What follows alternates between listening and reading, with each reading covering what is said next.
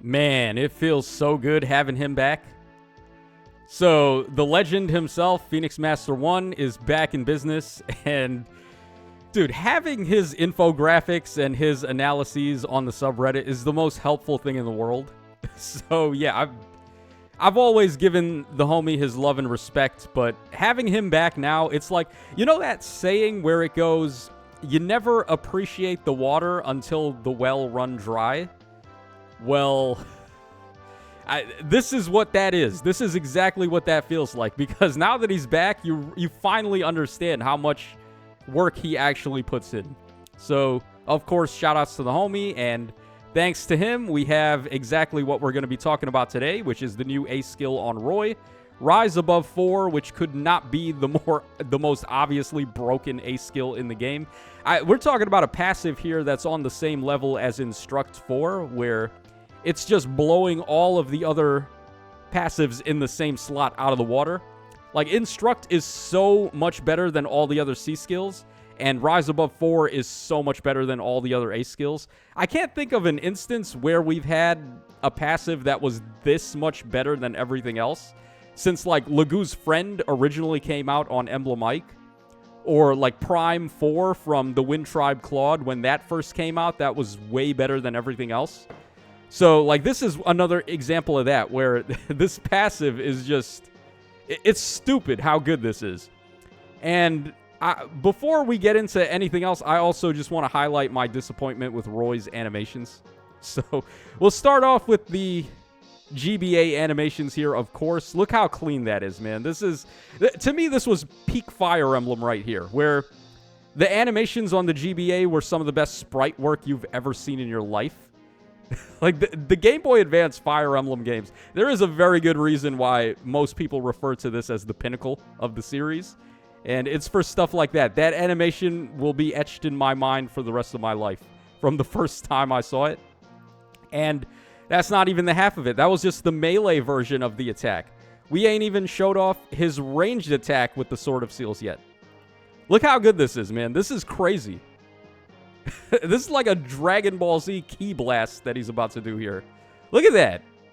Like, tell me that's not good. Tell me you wouldn't have loved to see something like that in Faye. We gotta watch it again, man. It's a literal wave of fire that he just shoots out. It's a big explosion.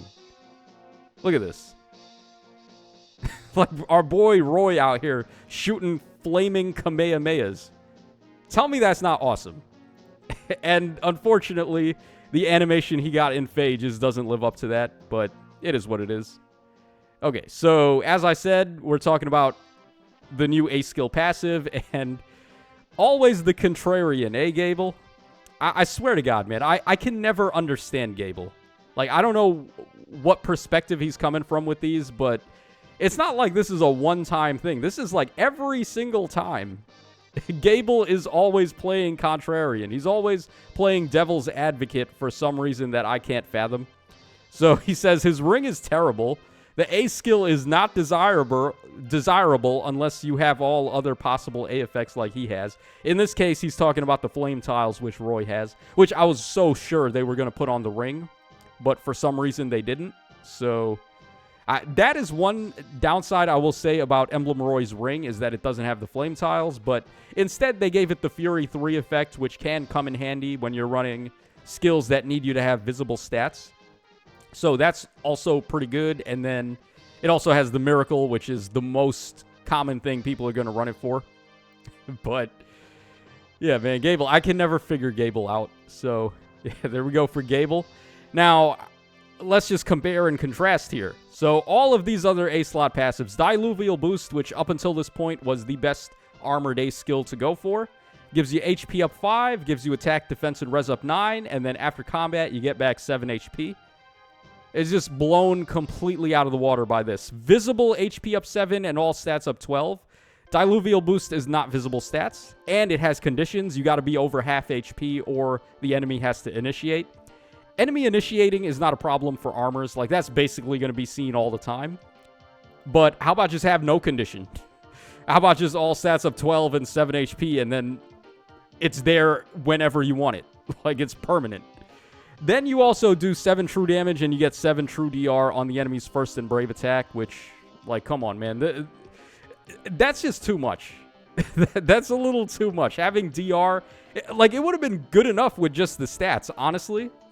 And then one or the other. It could have had the DR or the true damage. It didn't need to have both. The fact that it has both.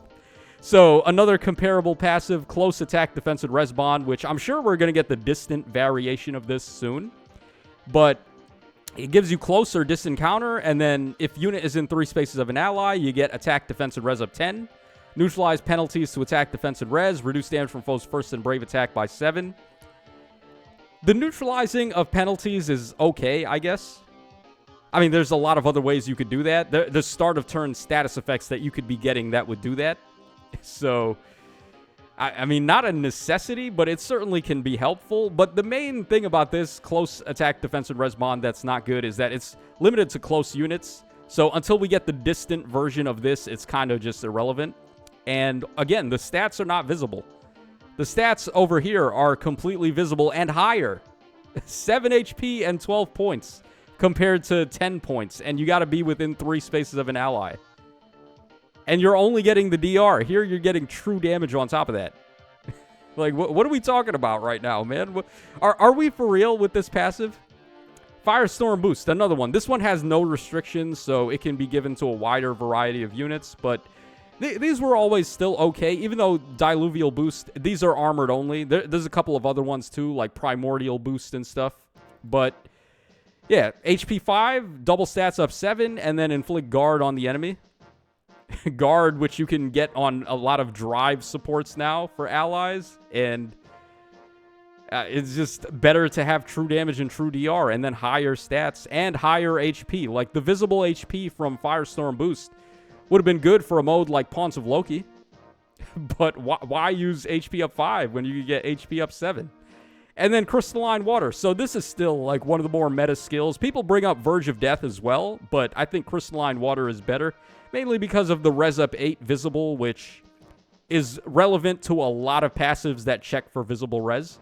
So I feel like this is the skill that is more commonly seen by units that want raw stats. And it's still doing defense -8, whereas this is just like, how about get 12 to everything with HP on top of that? It's like, dude, what were they thinking with this passive, man? It's just like, it's Instruct all over again, where it's just so much better than all the other passives that are in the same slot. I don't understand. What are we doing? And then for this one, you do neutralize panic and penalties to attack and res, but again, there are ways to outsource that. You can have either the start of turn status effect that would do it. If we're talking about summoner duels, you have ample time to just penalty cleanse with a unit that has that, like, for example, Ymir, units that have Ymir's effect, where they can pop an assist and then cleanse the allies. Emblem Micaiah would probably be the best example of that. So, yeah, like, I mean, the visible stats are nice, but at the same time, the extra effects can be outsourced. And the main other reason, besides just winning res checks with this skill, is that you can use the raw attack to go for AoE skills, where, I mean, 12 is better than 8. So you would much rather go for this, and you're not tanking any stats like you would with Crystalline Water and Verge of Death and such and such. And of course, the other big thing to talk about with this A skill. So Patience, very important skill for Arena specifically, mainly because it gives you that third attack, and it's also a 400 SP passive for Arena. So 9 times out of 10, if you're running Arena units, they're going to have Patience on the B skill. And it can be difficult getting to the speed requirement to activate Patience. But if we take a look at this Grima, I have no merges, no flowers on him or anything, by the way. All it takes is for him to have Rise Above. And he's already at the speed requirement for Patience. Like, bam, that's it. Don't got to do anything else. Insane, man. Like, just insane. Myclan, who just came out. Miklon, whatever you want to call this guy. Same deal. He wants to run Patience in the B slot because he wants to get that extra attack off. And it's hard for him to meet the speed condition unless you give him Rise Above. And then now he's over 30 speed easily. Doesn't even need a speed boon anymore, which he did actually have to have. Either that or you gave him S rank support. But Patience, and then you do have to give up the ace skill. Normally, what you would want to do with this guy is go for fortune on him because it lets him transform for free, essentially. But not going to be the case if you're going to be running Rise Above. So what you do is you just give him the Beast Seal now, and there you go. Like, bam. Now he can transform, and now he's free to just have the plus 12 speed from Rise Above, and he's free to activate Patience and get the potent hit, and there you go. So, yeah, just a very phenomenally broken ace skill right here. Same level as Instruct, where I've said like 50 times in the video, it's unfairly better than the other passives in the same skill slot. So let me know your thoughts in the comments section down below. Gable, if you're watching this, then we need an explanation. What are you talking about here? What flavor of Kool-Aid are you drinking, man? Because I would like some. So this is your boy Tacho signing out. Take care, fellas, and I will catch y'all again on the flip side.